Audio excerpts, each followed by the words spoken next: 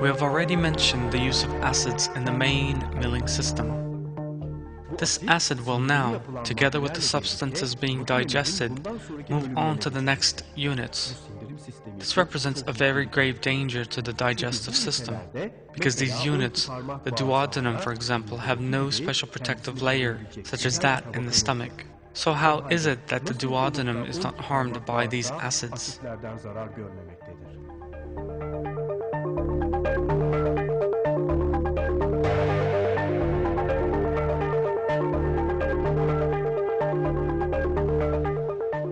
When the level of acids reaching the duodenum with food from the stomach reaches a dangerous height, a hormone known as secretin starts to be released by the cells in the intestinal wall.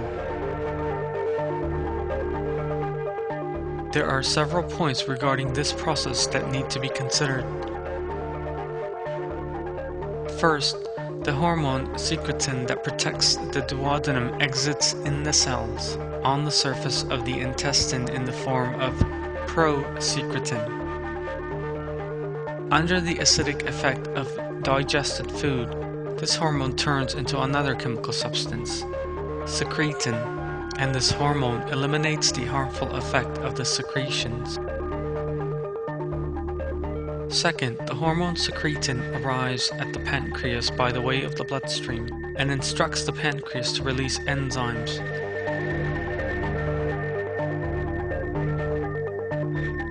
Aware that the duodenum is under threat, the pancreas sends bicarbonate molecules to that region.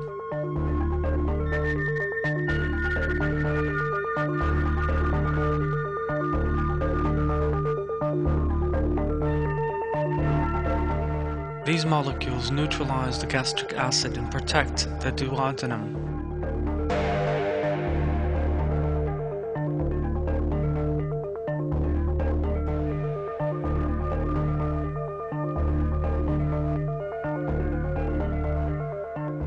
The way that cells in the dark depths of the human body, which have no eyes or ears, no brain, and no consciousness, operate within such a flawless order is a result of Allah's sublime creation.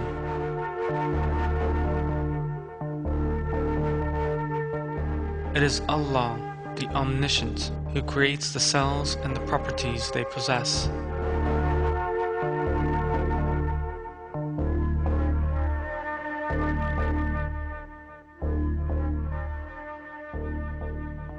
Allah shows us the infinite nature of His might, in features such as these that He has created in the human body.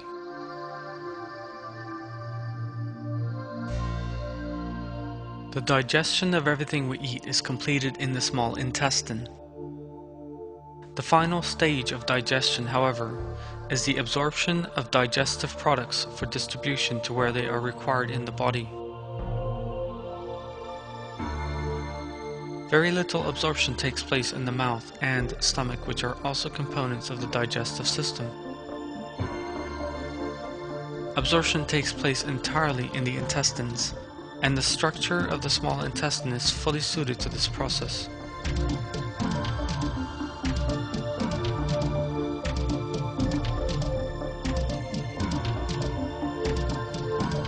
The interior surface of the small intestine is highly corrugated and contains microscopic pumps. These pumps are absorbent cells which trap the nutrients needed by the body and pump them to the blood vessels to which they are connected. Thanks to the corrugated surface of the intestines and the micropumps in it, the small intestine has a very large surface area. So large, in fact, that it can reach up to 300 square meters in adults.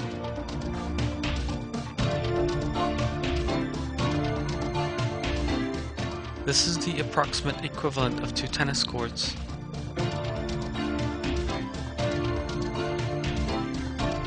Digestion of nutrients takes place in this large area.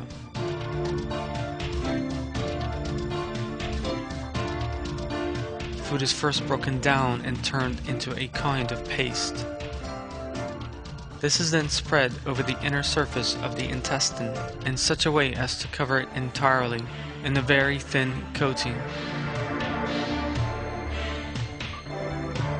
The cells are thus easily able to extract all the nutrients from the food.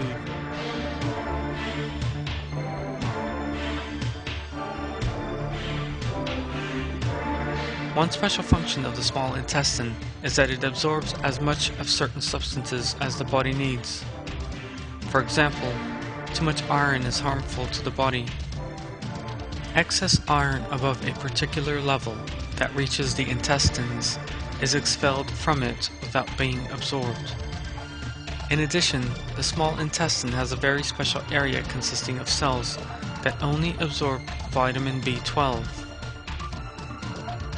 Unless people who have had this section of the intestine surgically removed receive the appropriate medical treatments, death is inevitable. Some nutrients are absorbed in the large intestine. One of these is vitamin K.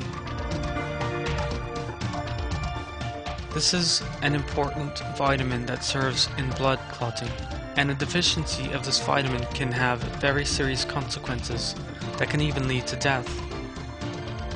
However, in nature, vitamin K is not found in the form needed by the human body.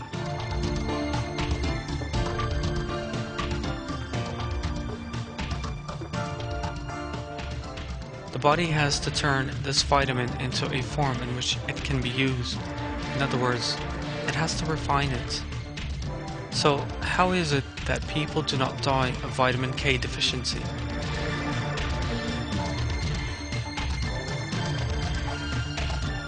What is the mechanism that refines this vitamin and turns it into a form that we can use? Special bacteria in the intestines subject vitamin K to a series of processes, refine it, and make it capable of being used.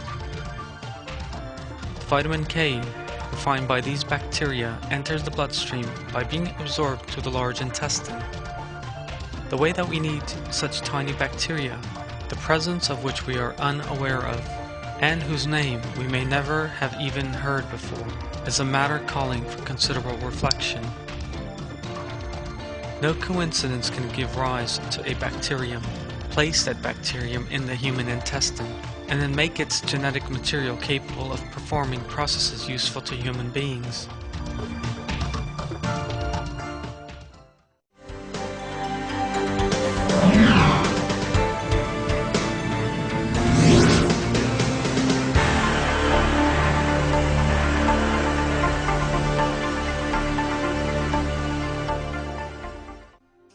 It is next to impossible for a person to identify mineral salts and powdered metals when chemical substances are laid out before him. No one who has not received training in the field can tell iron apart from zinc just by looking at them. Neither is it possible to tell which substance will benefit the body and how much of which ones is needed at that particular moment. Human beings cannot distinguish between these substances, though the cells in their intestines can do so without the slightest difficulty. As we have seen, the possession of intelligence and consciousness is not enough to be able to tell chemical substances apart. Detailed information on the subject is also essential. That being the case, how did the intestinal cells come by that information? How do the trillions of cells in the human body determine which chemical is lacking and which there is too much of? And how do they know how to put the matters right? Cells consisting of combinations of atoms cannot be regarded as possessing any will of their own. This information has obviously been specially placed inside them. It is also obviously impossible for such a glorious process to come about by chance or from any other effect. This goes to show that there is a superior power that bestows the consciousness that cells exhibit upon them, and that power is Allah, the Creator of all things. It is Allah who shapes them within a specific order. I seek refuge in Allah from the accursed Satan. He is the originator of the heavens and the earth. How could he have a son when he has no wife? He created all things, and he has knowledge of all things. That is Allah, your Lord. There is no God but Him, the Creator of everything. So worship Him. He is responsible for everything.